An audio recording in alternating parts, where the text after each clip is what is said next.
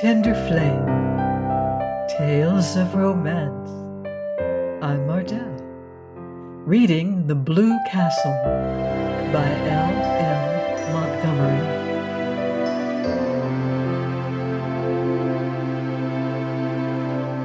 Chapter 26. The next day passed for Valancy like a dream. She could not make herself or anything she did seem real. She saw nothing of Barney, though she expected he must go rattling past on his way to the port for a license. Perhaps he had changed his mind. But at dusk the lights of Lady Jane suddenly swooped over the crest of the wooded hill beyond the lane. Valancy was waiting at the gate for her bridegroom. She wore her green dress and her green hat because she had nothing else to wear. She did not look or feel at all bride-like.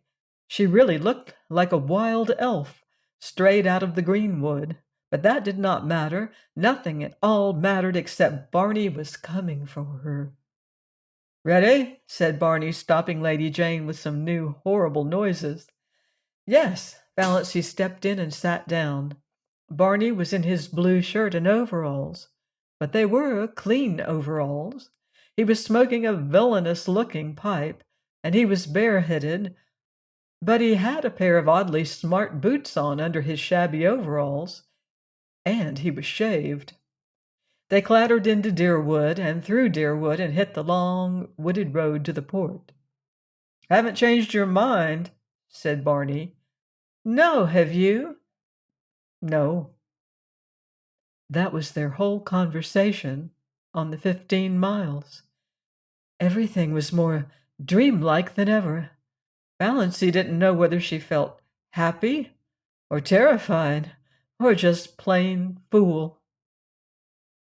Then the lights of Port Lawrence were about them. Valancy felt as if she were surrounded by the gleaming, hungry eyes of hundreds of great, stealthy panthers. Barney briefly asked where Mr. Towers lived, and Valancy as briefly told him. They stopped before the shabby little house in an unfashionable street. They went into the small, shabby parlor. Barney produced his license. So he had got it. Also a ring.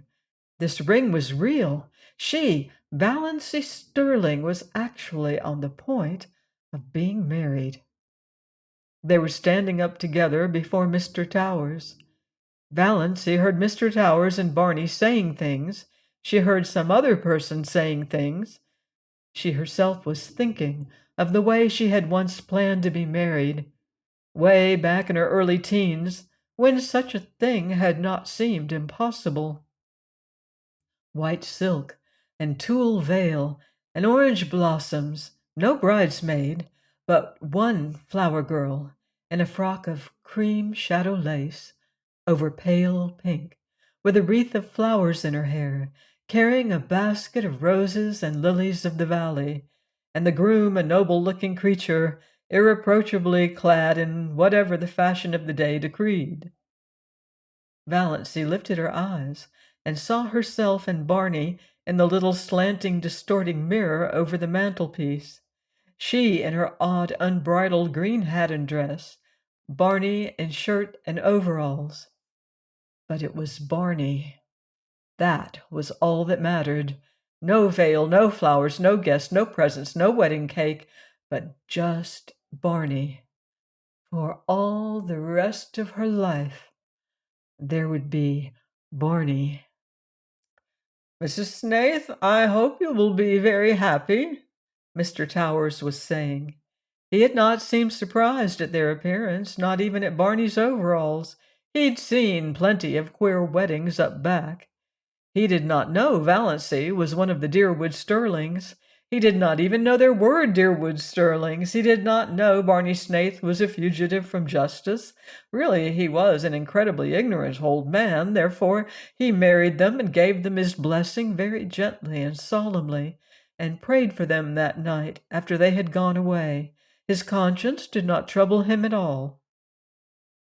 "What a nice way to get married," Barney was saying as he put Lady Jane in gear. "No fuss and flub-dub. Why, I never supposed it was half so easy." "Oh, for heaven's sake," said Valancy suddenly, "let's forget we are married and talk as if we weren't. I can't stand another drive like the one we had coming in." Barney howled and threw Lady Jane into high with an infernal noise. "And I thought I was making it easy for you," he said. "You didn't seem to want to talk." "I didn't, but I wanted you to talk. I don't want you to make love to me, but I want you to act like an ordinary human being. Now tell me about this island of yours. What sort of place is it?" "The jolliest place in the world. You're going to love it. The first time I saw it, I loved it. Old Tom McMurray owned it then. He built the little shack on it, lived there in winter, and rented it to Toronto people in the summer. I bought it from him, became, by that one simple transaction, a landed proprietor, owning a house and an island. There's something so satisfying in owning a whole island. And isn't an uninhabited island a charming idea? I'd wanted to own one ever since I read Robinson Crusoe. Oh, it seemed too good to be true. And beauty. Most of the scenery belongs to the government, but they don't tax you for looking at it. And the moon belongs to everybody.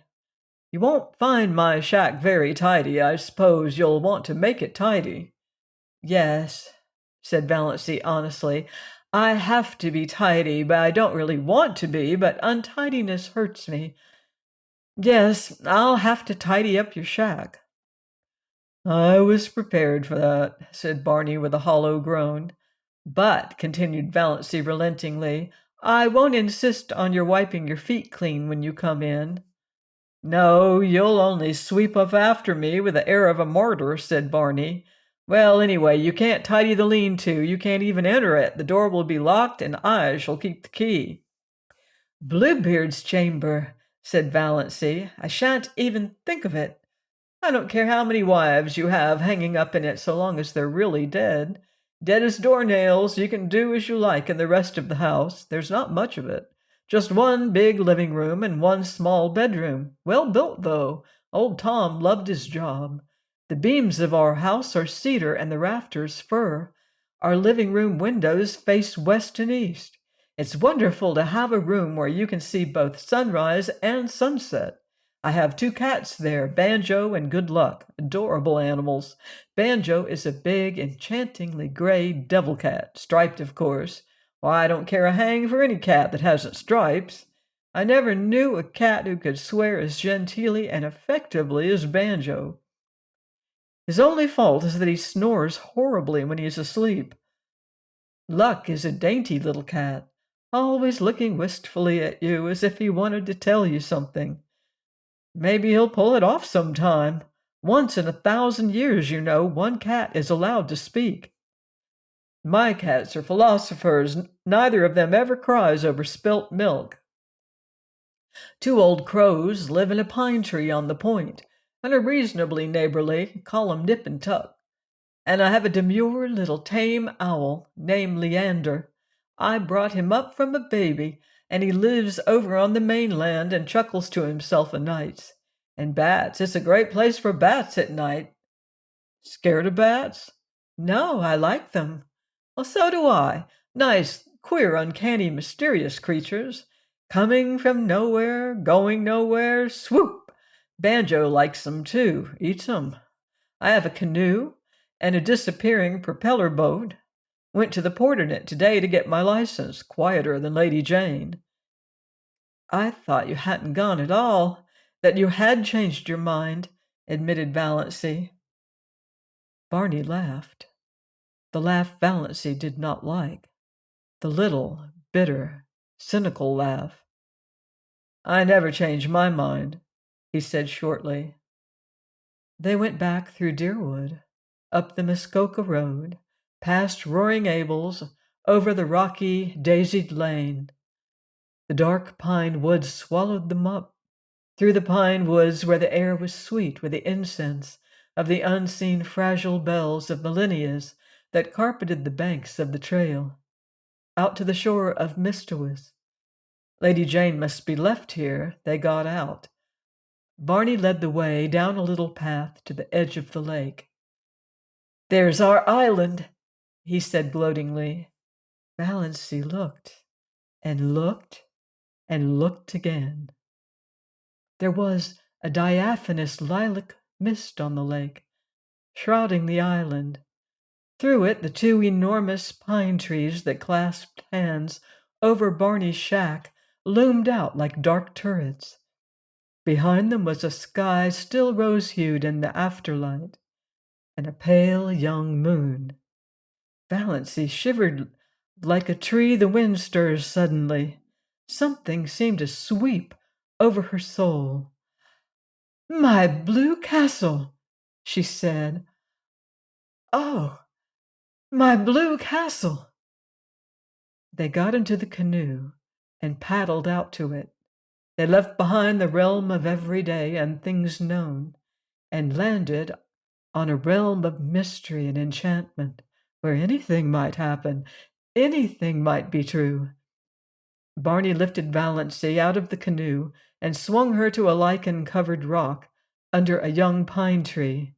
His arms were about her, and suddenly his lips were on hers. Valancy found herself shivering with the rapture of her first kiss. "Welcome home, dear," Barney was saying. Please join me next time for another romantic chapter of The Blue Castle by L.M. Montgomery. Until then, love deeply and live beautifully.